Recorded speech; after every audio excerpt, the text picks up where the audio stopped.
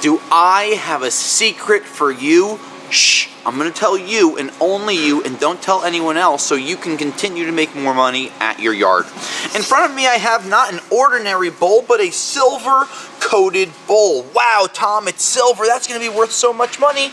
Yes, and also no. These bowls are never going to be all silver, and never is a strong word. Once in a while you might find one that's all silver and it'll have a marking on the bottom. But when you flip this over and you start to use a file, what you can see is that it's not just silver, it's silver coated on top of yellow brass. Now, we had a user ask about scrapyards buying silver coated brass or silver coated red brass as a regular yellow brass, and we just want to shine a little light on it. Now, this unit right here, it weighs about a pound, small silver coating on it, but a lot of these units could have different chrome coatings or other lower material grade coats on them. Generally, when you scratch these, it's going to be one of two different metals underneath. Red brass is not one of them. While it could be, it's not normally there. Yellow brass or copper. So if this is a yellow brass coated with this silver, unless you have thousands of pounds and you're selling to a scrapyard that specializes in this, you should not expect any additional money.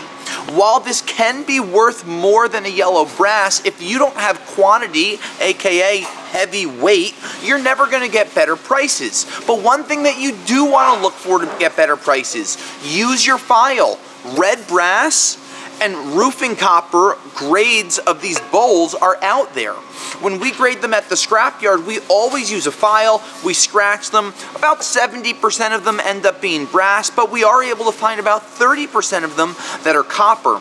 Now, if you're getting any type of these bowls, whether they are made at, in China or from Tiffany's, you always want to use a file on these things and make sure that they are either red brass, yellow brass, or copper. Most likely the latter two are going to be what you're going to look for.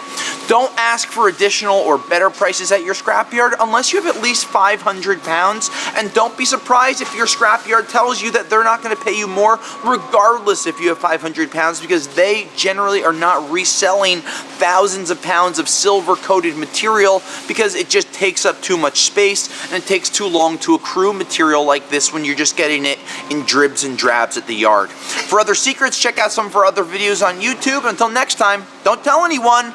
I'll scrap you later. Thanks for checking out our scrap videos. By becoming a Patreon supporter today, you'll be entered into monthly giveaways for tools and other products to help you make more money with your scrap.